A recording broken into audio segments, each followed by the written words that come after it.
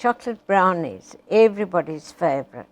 Adjust the oven rack and preheat the oven. Definitely important to use the right size pan. Line the bottom of the pan with baking paper. Cut the baking paper. Butter the pan and line the pan with the baking paper. Break the 2 eggs. Add the butter slowly while mixing. Add the oil. Beat well. Add the milk. Now, very important, don't forget the bag with chocolate chips. Mix it in with the flour mixture and then add it to the butter mixture. Pour it into the pan. You can see the consistency is dead right.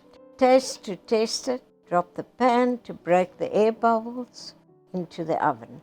Done to perfection, and you can see it slightly coming away from the sides. Cool them down.